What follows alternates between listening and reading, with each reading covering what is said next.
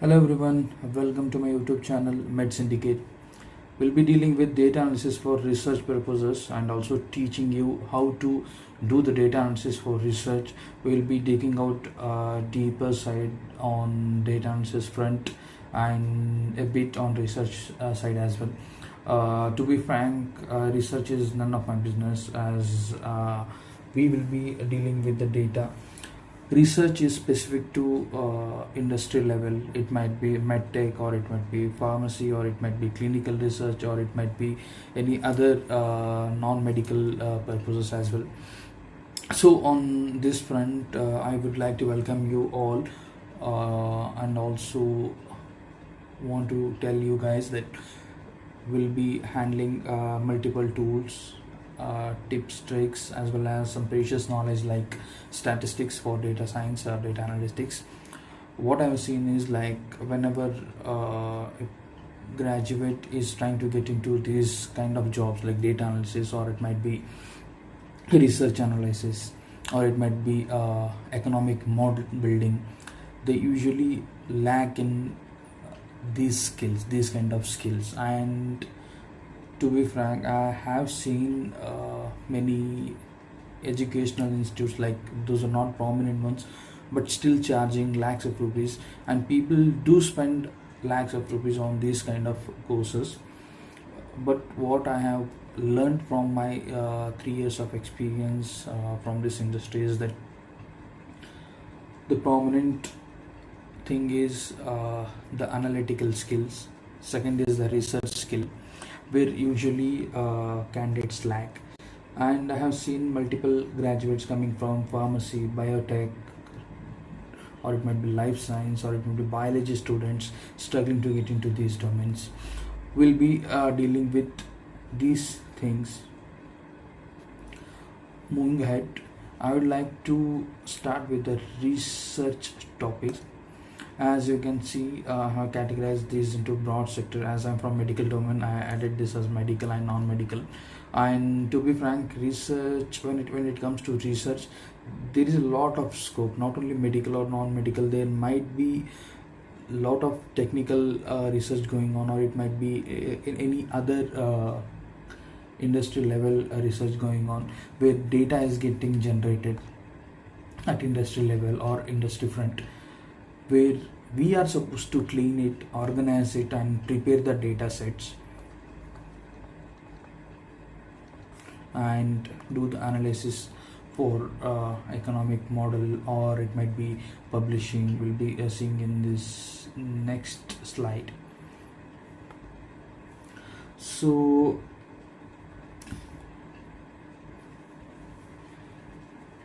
sorry, yeah, we'd be using a lot of tools and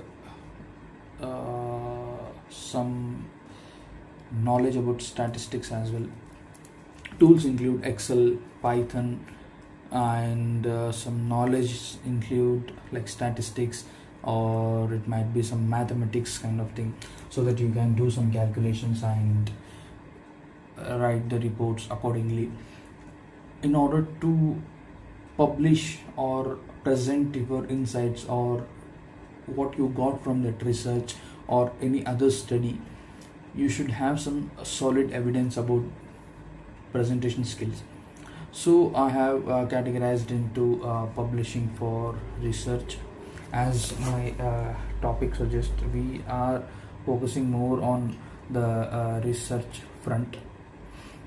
And usually the medical research includes publication for journals, or it might be a presentation to the stakeholders, or it might be any other things. In general cases, we have seen like I have seen presenting my data to stakeholders and giving them insights about the raw data or the Excel file that I got, what it contained, what exactly the data is telling.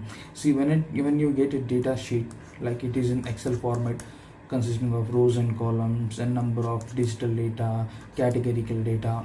We'll be discussing this in future sections as well. But for now, you should be in a position to understand what exactly are we trying to achieve, and how this course is distinguished from the normal data science or normal data analytics course. To be frank, I'm from a medtech background or medical background person, and I'll be dealing more on medical front.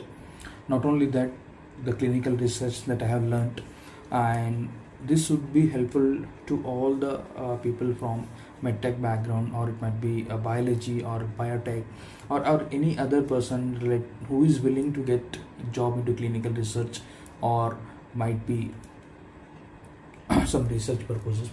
And to be frank, what I meant is I'll be using Python, but industry in some cases what I've seen is like people do use SAS or R for data analysis. So in my case, I from beginning I started with like Python. I learned SAS as well, but when I entered this industry level or the medtech level, there the industry wasn't using SAS or R. Reason, they were not comfortable, or the data was not comfortable using SAS or R. So we started using Python, and in the upcoming sections we'll be dealing with statistics from basic to mid-level, so that you would be in a position to handle at least 80% of the data that you get on daily basis. And also will be moving ahead with Excel on minor front, so that you'd be familiar with Excel for organizing the data. The commands are the formulas that are very much essential for Excel, and we'll be dealing with Python in the later sections. My objective is to get into statistics on Excel first, so that we'll be in a position to handle a little amount of data, so that you guys get an confidence on this front. And what I've seen is like nowadays curriculum, other than this biotech engineering graduates, they haven't seen any kind of softwares like statistics or like SPSS or Excel or Python. They would be in a dilemma that they might not get into, but it's not the case. It is very easy. I should get it in some 10 to 15 days at least. And later we'll be moving to Python, and also report writing or presentation as well. To some extent I am planning to add Power BI as well to the course. And later, if time permits, we'll be dealing with SQL as well, so that we can fetch the data directly from the backend. For now, our motto is to handle the data from Excel, and pretty much SQL can also be learned, but we'll be seeing in the later section. Guys, stay tuned. If you want to learn data analysis for biotech or the medtech or any other related to biology, and to know how outcomes from research is turned into an insight or a report, how it is presented to stakeholders, how the data is being converted to meaningful insights, so that people can take reasonable actions. This actually means that your data or your insights will be prominent for industry front. Giving you an example, if some company is organizing a clinical research or conducting a clinical research at multiple fronts, or a single front, or it might be single site or multiple site, they have hopes on you. You'd get the meaningful insight, irrespective of whether it is a positive or negative. That doesn't matter.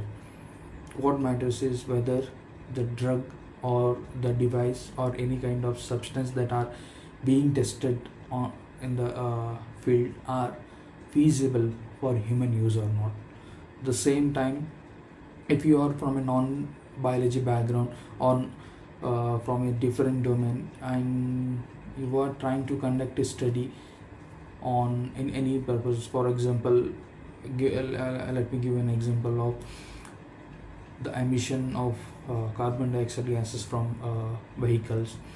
Like, you can analyze the data from all the vehicles starting from 2010 to 25 like from 15 years front, how the vehicles or the BS stages got changed and the emission norms changed, and how is it affecting positively or negatively on the environment front. So what I meant to you guys, like, you should be in a position to handle these research data, or you should be well versed with these kind of terminologies related to statistics or Excel, or it might be Python or SAS or R. That doesn't matter, but for now we will be using Python. Let me clarify. So stay tuned guys, and see you soon with statistics. Bye.